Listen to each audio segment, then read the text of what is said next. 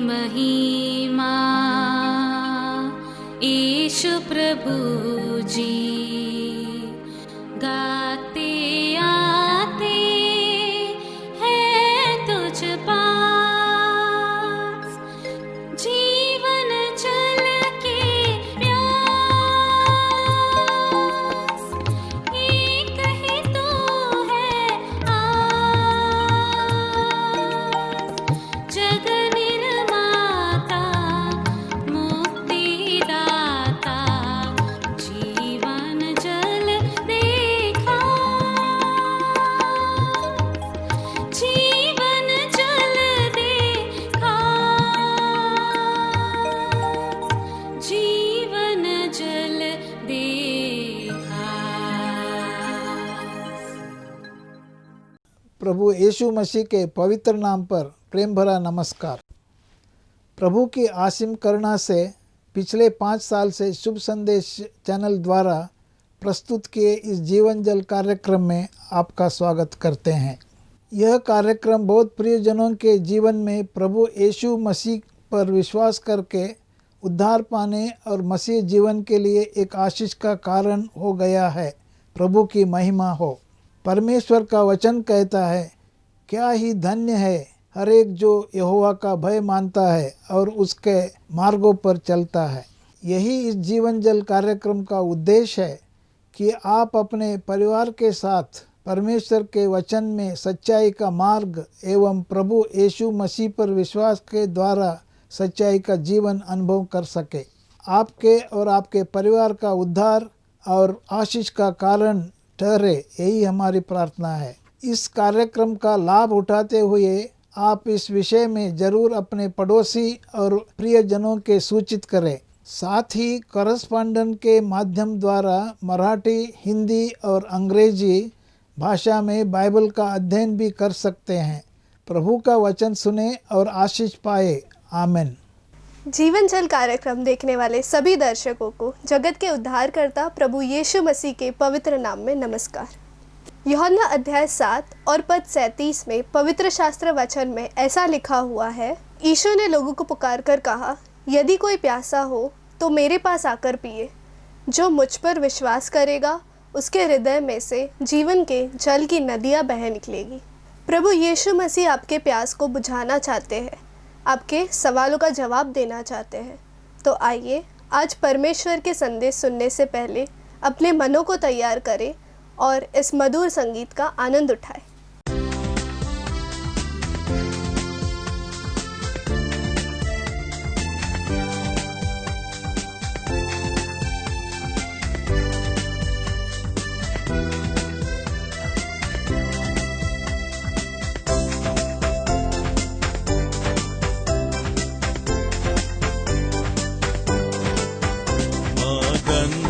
मन है मेरा कारण है यहोवा, तेरे उद्धार में उल्लासता। मगन मन है मेरा कारण है यहोवा, तेरे उद्धार में उल्लासता।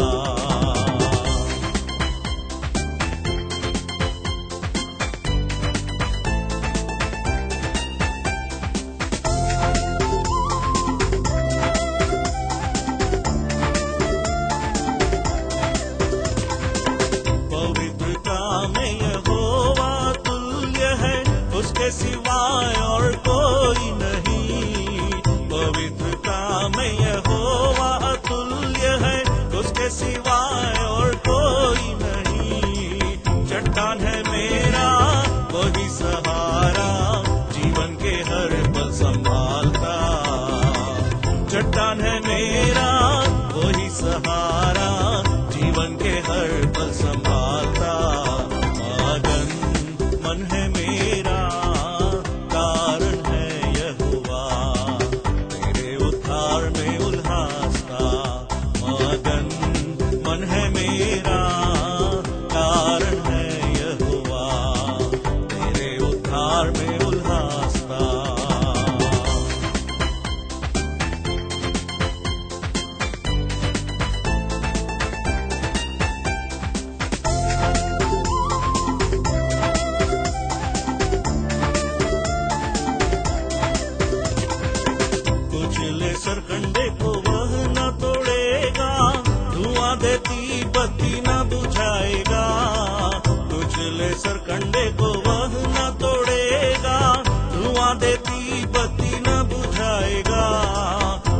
छोड़ेगा और न त्यागेगा, जीवन के हर पल संभालता।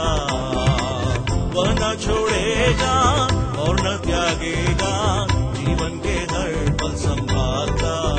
मगन मन है मेरा, कारण है यहोवा, तेरे उद्धार में उल्लासता।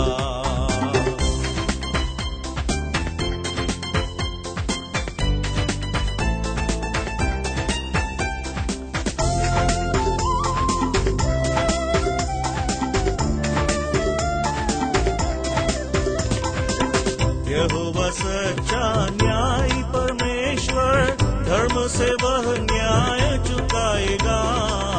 यहोवा सच्चा न्यायी परमेश्वर, धर्म से वह न्याय चुकाएगा। असत्यों को वह लताड़ता है, पर मुझे हर पल संभालता। असत्यों को वह लताड़ता है, पर मुझे हर पल संभालता। मगन मन है मेरा, कारण है यहोवा, तेरे उद्धार में उल्लासता। मगन मन है मेरा, कारण है यहोवा, तेरे उद्धार में उल्लासता। परमेश्वर पिता का धन्यवाद हो कि उसने हमें एक और अवसर दिया कि हम एक साथ मिलकर परमेश्वर की उपस्थिति में बैठें और इस जीवन जल कार्यक्रम को देख सकें। इस जीवन जल के कार्यक्रम को देखने वाले हर एक दर्शकों को मेरी ओर से प्रभु यीशु मसीह के नाम में प्रेम भरा अभिनंदन। आप लोगों के साथ मुखातिब होने का जो अवसर परमेश्वर ने मुझे दिया है, मैं उस परमेश्वर का धन्यवाद देता हूँ जो मुझे और आपको अपने लिए चुन लेता है, जो मुझे और आपको अपने लिए अपना कर लेता है, मुझे और आपको अपना लेता है। मैं और आप चाहे किसी भी दशा में क्यों ना हो, वो मुझे और आपको अपने जीवन में स्वीकार कर लेता है। वो कितनी धन्य बात है। परमेश्वर हमें हमारी अवस्था को समझकर अपनी ओर ले लेता है। हमसे कभी भी वह निराश नहीं होता, हमसे कभी भी वो हताश नहीं होता। जब तक हम जैसा बने वैसा न बन जाए, तब तक वो मुझे और आपको बनाने की प्रक्रिया में लगा रहता है। वो अपना धीरज नहीं खोता है। वो मछुआरा पतरस जो बहुत ही चंचल था, जो कुछ भी एकदम से कर देता था, सुसमाचारों में हम उस पतरस को ऐसा देखते हैं जैसा वो कुछ भी काम को करने के लिए दौड़ पड़ता था। बहुत ही अस्थिर व्यक्ति था। अगर प्रभु यीशु मसीह पानी पे चल रहा है तो दौड़ कर कहता है, प्रभु मैं भी चलूंगा। गतसमने के बाग में यीशु को पकड़ने के लिए महायाजक के सेवक लोग और सिपाही लोग, रोम के सिपाही लोग जब पहुंचे, पतरस ने सोचा लड़ना अच्छा है, म्यान से तलवार निकाली और उसने महायाजक के सेवक के कान को काट डाला। तो इस प्रकार के चंचल व्यक्ति को परमेश्वर ने बदल दिया। मेहनत की परमेश्वर ने उसके लिए, अपना समय निकाला, उसके साथ समय बिताया। और हम उसे प्रेरितों के काम दूसरे अध्याय में देखते हैं। वाह, वह खड़े होकर पिंतकुस्त के दिन बड़े सामर्थ के साथ पवित्र आत्मा की भरपूरी में वो खड़े होकर संदेश देता है। और हम उस दूसरे अध्याय प्रेरितों के काम में देखते हैं कि उसके एक संदेश के द्वारा 3000 लोग विश्वास में आए। परिवर्तन कैसे आता है जिंदगी में? मेरे प्यारों, उसी दयावंत करुणामय हाथ के बारे में विचार को मैं आगे बढ़ाना चाहता हूं, जहां पर हम यह देखते हैं कि परमेश्वर अपने अच्छे काम को करने के लिए रुकता नहीं है। वो सही समय पर उस काम को कर देता है, अपने रीति से वो कर देता है, अपने समय में वो कर लेता है।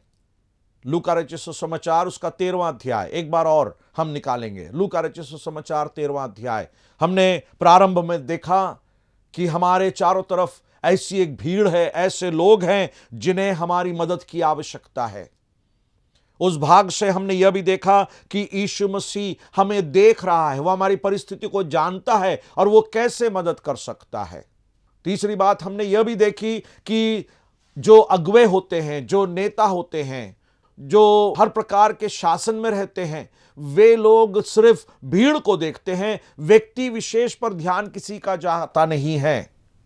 परंतु प्रभु यीशु मसीह है जो व्यक्तियों पर ध्यान देता है। वो अकेलेपन के उस दर्द को समझता है और इसलिए हर अकेले व्यक्ति की वो मदद करता है। मुझे नहीं मालूम कि आप अपने जीवन में उस अकेलेपन के दर्द को कितना अनुभव किए हैं, परंतु यदि आप इस समय जब संदेश को सुन रहे हैं उस अकेलेपन के दर्द को अनुभव कर रहे हो, तो मेरी आपसे विनती है, अनुरोध है कि आप उस यीशु के पास आ जाएं, उसकी संगति में आ जाएं, उसके सहभागिता में आ जाएं और आप उसके उस उपस्थिति को अनुभव करके अकेलेपन को आप दूर करें। आपको अकेलेपन को अनुभव करने की कोई आवश्यकता नहीं है। वो करुणामय हाथ हर प्रणाली के अतीत अभी भी, आज भी, इस समय भी कार्यरत है, वो काम कर रहा है। तो हम क्या देखते हैं यहां पर, वापस लूका रचित सुसमाचार उसके 13वें अध्याय में हम फिर वापस आ जाएं। 16वीं आयत में हम इस प्रकार पढ़ते हैं, तो क्या उचित न था कि स्त्री जो अब्राहम की बेटी है, जिसे शैतान ने 18 वर्ष से बांध रखा था, सब्त के दिन इस बंधन से छुड़ाई जाती? प्रभु यीशु मसीह सवाल कर रहे हैं।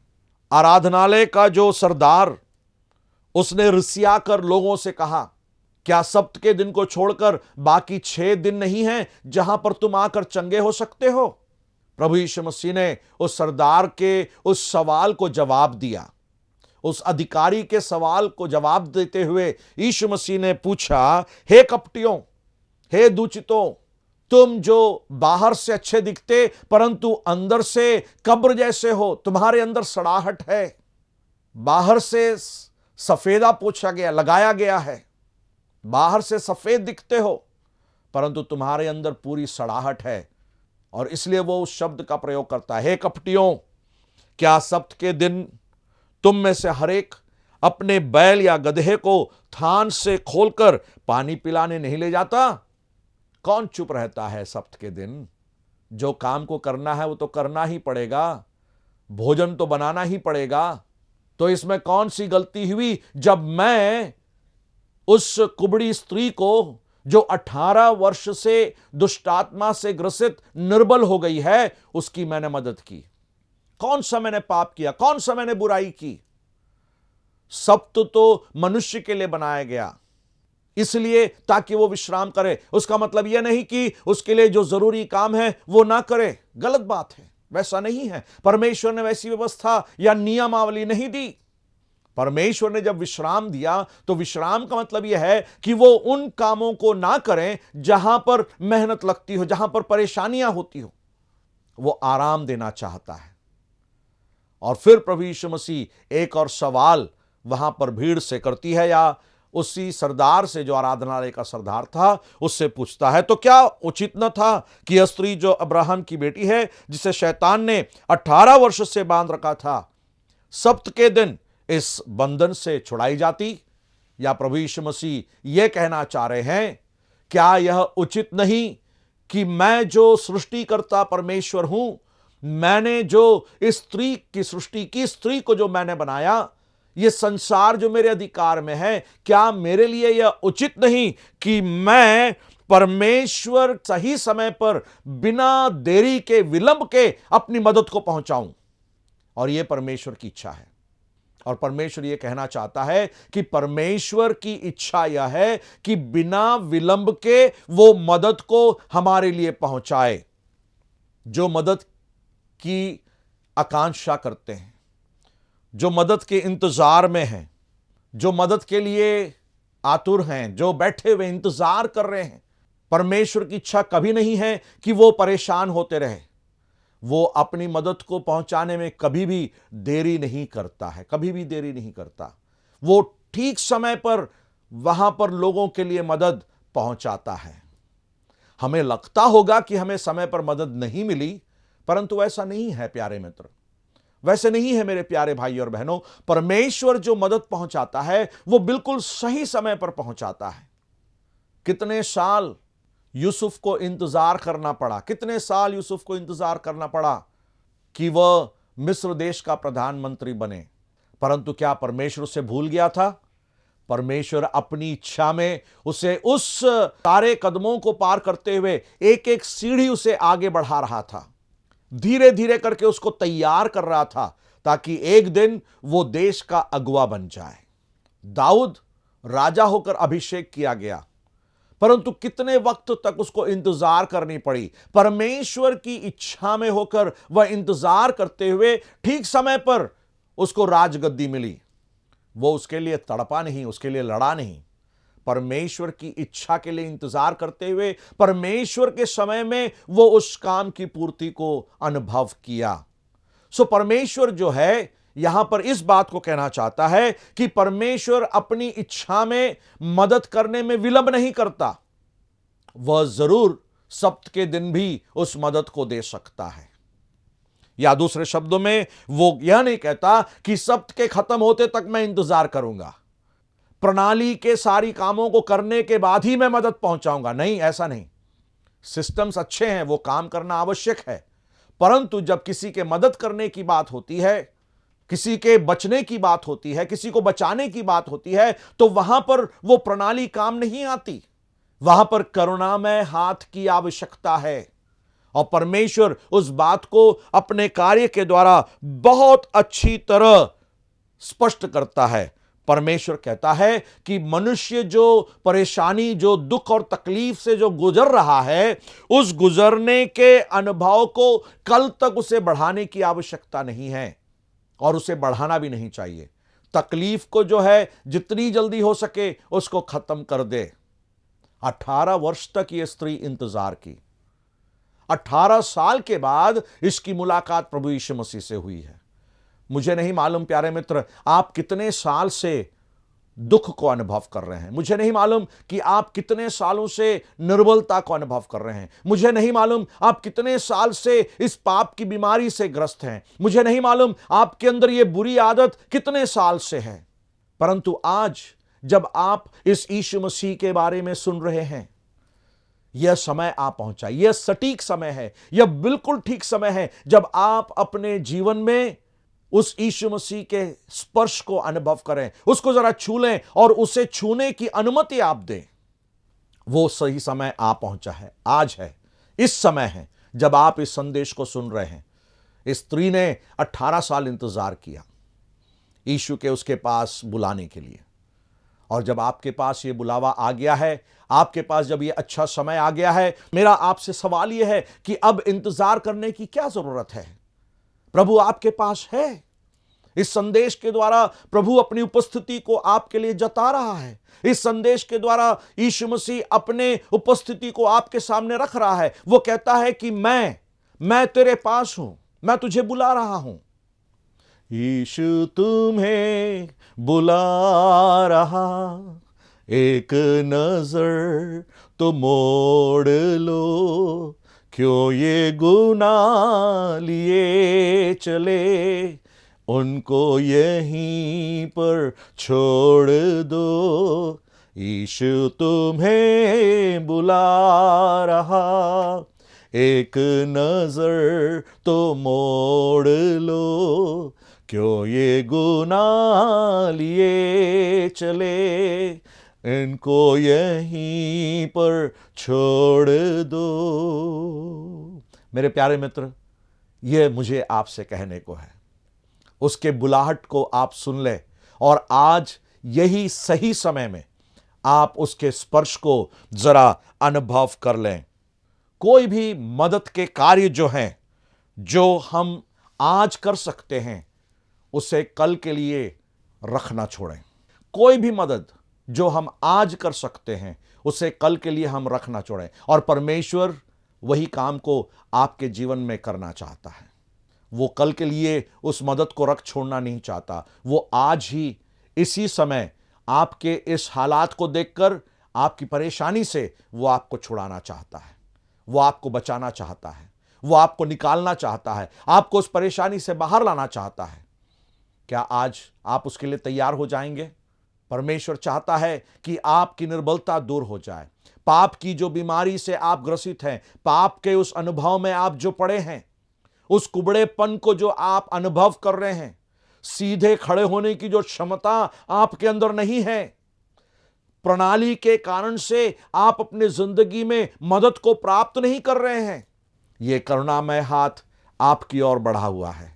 वो हाथ आपकी ओर बढ़ाकर आपकी मदद करना चाहता है, आपसे कहना चाहता है कि मैं तुम्हारी सहायता करूंगा, मेरे पास आओ, मेरे पास आओ।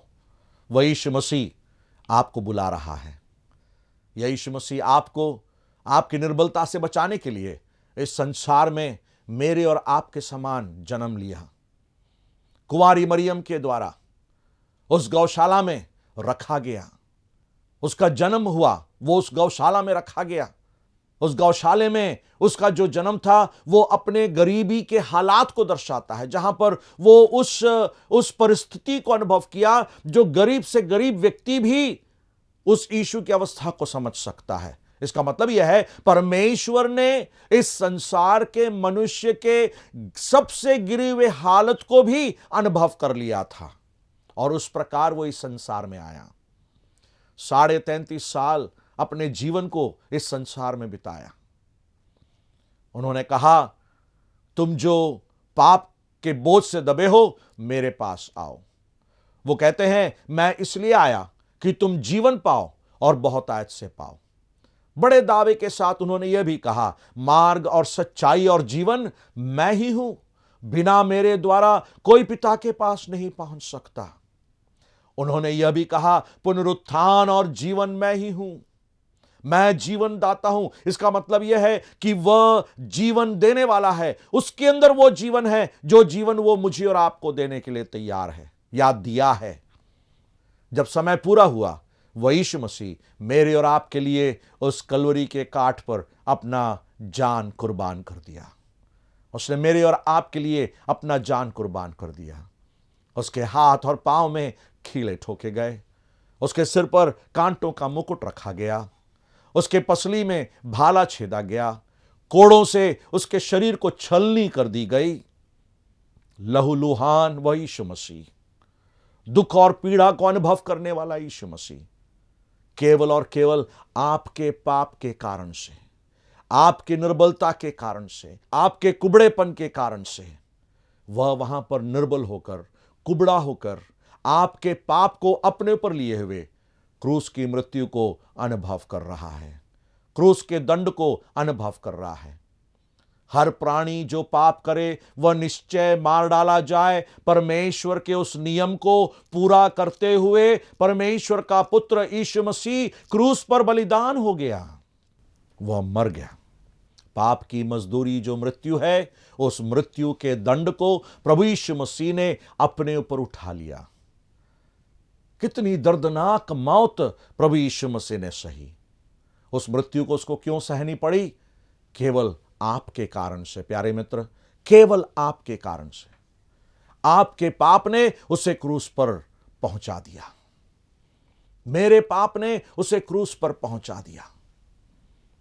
क्या वेदना को उसने सहा, वह गाड़ा गया, परंतु परमेश्वर का धन्यवाद हो कि वह मृतकों में से तीसरे दिन जी उठा और वह आज भी जीवित है। वह यीशु मसीह आज भी जीवित है। हर कार्य प्रणाली के अतीत होकर अपने करुणामय हाथ को बढ़ाकर आपको अपने पास स्वीकार करने के लिए वो आज भी तैयार है, बशर्ते आप अपने जीवन को उसके लिए समर्पित करेंगे। वो कहना चाहता है, मैं तुम्हारी मदद को आगे और बढ़ाना नहीं चाहता, इंतजार करवाना नहीं चाहता, तुम्हें आज ही इसी समय मैं मदद पहुंचाता हूं। और परमेश्वर कहता है, जो भलाई को तुझसे तेरे लिए आज करना है, मैं वो अभी करूंगा, कल के लिए मैं उसे आगे नहीं बढ़ाऊंगा। वो सही समय पर आपकी मदद करने को तैयार है। क्या आप तैयार हैं? अगर तैयार हैं तो आप उसे अपने जीवन में उतार लीजिए, उसे बुला लीजिए, उसको स्वीकार कर लीजिए। रोमियो की पत्री 10वां अध्याय और उसकी 9वीं आयत में लिखा है कि यदि तू अपने मुंह से यीशु को प्रभु जानकर अंगीकार करे और मन में विश्वास करे कि परमेश्वर ने उसे मरे हुए में से जिलाया, तो तू निश्चय उद्धार पाएगा, निश्चय उद्धार पाएगा। कोई शक की बात नहीं, मदद तुरंत आपको मिलेगी। क्या आप तैयार हैं? तो मेरे साथ इस प्रकार प्रार्थना करें। परमेश्वर, मैं विश्वास करता हूं कि मेरे पापों के लिए आप क्रूस पर बलिदान हो गए, गाड़े गए और जी उठे। हे यीशु, मैं आपको अपना उद्धारकर्ता और प्रभु ग्रहण करता हूं। आपने मुझे स्वीकार किया, धन्यवाद। आमीन। परमेश्वर आपकी मदद और सहायता करे कि जो निर्णय आपने अभी लिया है उस निर्णय में आप बने रहें। इन संदेशों के विषय में आप यदि कुछ पूछना चाहते हैं, हमसे आप संपर्क कर सकते हैं और हम आपको बाइबल, परमेश्वर के वचन के प्रकाश में आपके सवालों का जवाब जरूर देने की कोशिश करेंगे। परमेश्वर आपकी मदद और सहायता करे। परमेश्वर आपके जीवन को धन्य बनाए। आमीन। अगर परमेश्वर ने इन वचनों के द्वारा आपसे बातें की है और आप इस विषय पर अधिक जानकारी प्राप्त करना चाहते हैं या किसी प्रार्थना के विषय को बांटना चाहते हैं, तो निस्संदेह हमसे संपर्क करें। हमारा पता जीवन चल, Navbhavna building, 422 SVS road, post box number 19161, Prabhadevi, Mumbai 40025। प्रार्थना एवं मुफ्त बाइबल कॉरेस्पॉन्डेंस कोर्स करने के लिए हमें संपर्क करें और अपना नाम और पूरा पता तुरंत हमें SMS करें। Mobile number 7710065115। Email ID gospelbroadcast@yahoo.com। Web address www.lwgb.org। YouTube address जीवन जल TV@YouTube। जीवन जल कार्यक्रम को हर सोमवार शाम 6:30 बजे, बुधवार शाम 6:30 बजे, शनिवार रात 9 बजे इसी चैनल पर देख सकते हैं। धन्यवाद।